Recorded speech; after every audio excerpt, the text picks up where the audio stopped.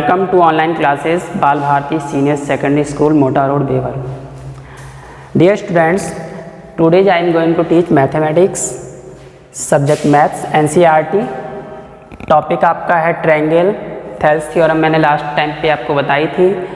Exercise 6.1 में देखिएगा क्या दिया गया है, फ्लक्स दिए गए हैं, जिसमें फर्स्ट वाले में पूछा गया है सभी वृत्त होते हैं सर्वांगसम या समरूप। अब सर्वांगसम और समरूप में क्या डिफरेंस है? सर्वांगसम का मतलब है आप सभी वृत्तों में सेम त्रिज्या हो, तो वो आपके क्या होंगे, वो वृत्त क्या कहलाएंगे, आपके सर्वांगसम वृत्त कहलाएंगे। यानी कि सेम त्रिज्या सभी वृत्तों की होनी चाहिए, तो वो सर्वांगसम हो जाएगा। और अगर किसी की त्रिज्या कम है, किसी की ज़्यादा है, यानी अलग अलग त्रिज्या के वृत्त हैं, तो सभी वृत्त कैसे बोले जाएंगे, समरूप। तो यहाँ पे यही दिया गया है कि सभी वृत्त होते हैं। इसमें छोटा वृत्त भी हो सकता है, बड़ा वृत्त भी हो सकता है। तो यहाँ पे सर्वांगसम ना के क्या आएगा आपका, समरूप। समरूप और सर्वांगसम में बस यही डिफरेंस है कि सर्वांगसम में सभी वृत्त एक ही साइज के लिए जाएंगे और समरूप में किसी भी साइज का ले लिया जा सकता है। तो फर्स्ट में आपका क्या आएगा, सभी वृत्त होते हैं, कैसे होते हैं, समरूप। ओके, सेम इसी तरह से सेकंड में क्या पूछा गया है, सभी वर्ग होते हैं। अब वर्ग कैसे भी हो सकते हैं, वर्ग छोटा भी हो सकता है, वर्ग बड़ा भी हो सकता है।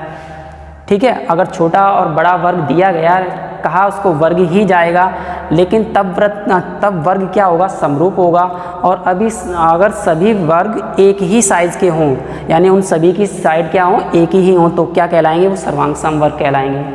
तो यहाँ पे आपको क्या भरा जाएगा, सभी वर्ग होते हैं समरूप, यानी कि छोटा भी वर्ग हो सकता है, इसमें अलग अलग साइज के हो सकते हैं, तो इसलिए यहाँ पे क्या आएगा, समरूप, एक ही साइज के लिए सर्वांगसम होगा।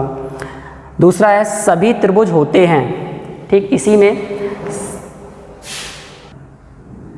इसके बाद देखिएगा थर्ड में क्या दिया गया है, सभी त्रिभुज होते हैं। अब त्रिभुज छोटा भी हो सकता है, बड़ा भी हो सकता है, लेकिन उसने क्या कहा है, सभी त्रिभुज होते हैं समद्विबाहु समबाहु। तो सभी त्रिभुज समद्विबाहु तो हो नहीं सकते हैं। कैसे हो, समद्विबाहु का मतलब है कि जिसकी दो साइड इक्वल हो, समबाहु का मतलब है जिसकी सभी साइड इक्वल हो। तो सभी त्रिभुज होंगे, तो यहाँ पे कौन सा विकल्प भरा जाएगा, आपका समबाहु। आपका विकल्प क्या होगा इसमें, समबाहु। और इसमें कौन सा विकल्प होगा आपका, समरूप। ठीक है, यहाँ पे कौन सा होगा, समरूप, यहाँ पे कौन सा होगा, समबाहु।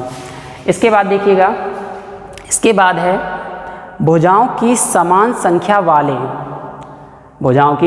संख्या वाले बहुभुज समरूप होते हैं यदि उनके संगत कोण क्या होने चाहिए, बराबर। तो यहाँ पे क्या भरा जाएगा आपका, बराबर, यहाँ पे बराबर भरा जाएगा। ठीक है, तथा उनकी संगत भुजाएं कैसी होनी चाहिए, समानुपाती। यहाँ पे समानुपाती भरा जाएगा। फर्स्ट नंबर में आपका भरा जाएगा समरूप और सेकंड में क्या भरा जाएगा, समानुपाती। इस तरह से आपके फिलअप्स क्या हो गए, कंप्लीट। देखिएगा सेकंड क्वेश्चन में कहा है कि दो उदाहरण दीजिए। पहला है समरूप आकृतियाँ। अभी मैंने बताया था समरूप आकृतियाँ क्या होती हैं। समरूप आकृतियाँ होती हैं जैसे कि पहला ही है वृत्त में मैंने आपको बताया था कि वृत्त कोई छोटा है, कोई बड़ा है, अलग अलग साइज़ के, लेकिन सब अलग अलग साइज़ों को क्या बोला जाएगा, समरूप बोला जाएगा।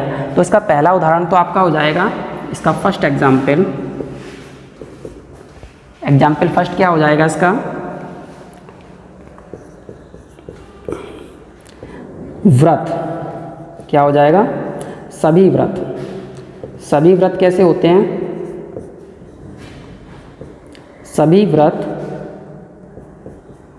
वृत्त कैसे होते हैं, समरूप होते हैं। सेकंड इसका क्या उदाहरण हो जाएगा, सभी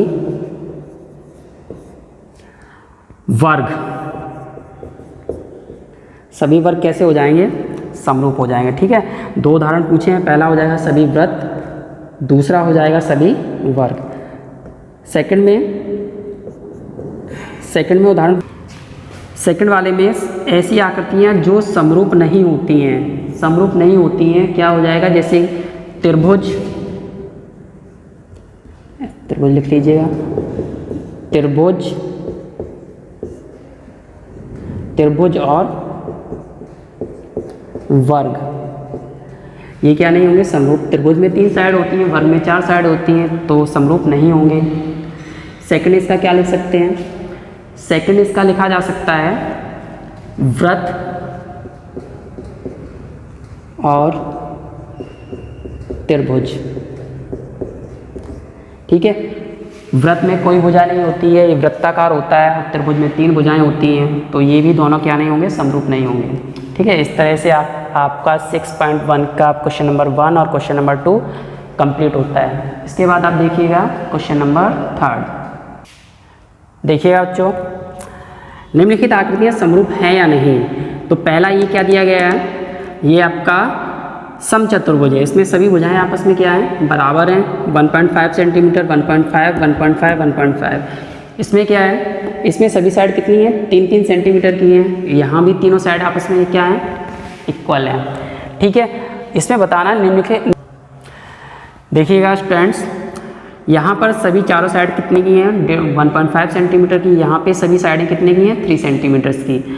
लेकिन यहाँ भी सभी साइड्स इक्वल हैं, यहाँ पर भी सभी साइड्स इक्वल हैं, लेकिन ये समरूप है या नहीं ये आपको बताना है। तो इसमें क्या देखना पड़ता है? साइड्स इसकी 1.5 सेंटीमीटर, यहाँ पे 3 सेंटीमीटर, अलग अलग नाप की साइड है, चलिएगा। लेकिन यहाँ पर आपका क्या दिखता है? ये क्या है? न्यून कोण है, और यहाँ पर ये क्या है? वर्ग है, तो ये 90 डिग्री है। यहाँ पर ये क्या है? 90 डिग्री से ज़्यादा है, ये 90 डिग्री से कम है, यानी कि न्यून कोण अधिक कोण। यहाँ पर क्या है? ये समकोण है। तो यहाँ पर चारों कोण आपस में इक्वल हैं, और यहाँ पर चारों कोण आपस में इक्वल नहीं है।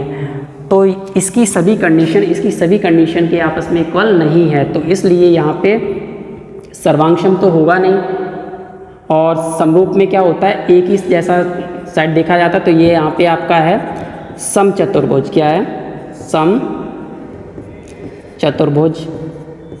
और ये आपका क्या है? वर्ग। ठीक है, ये वर्ग है।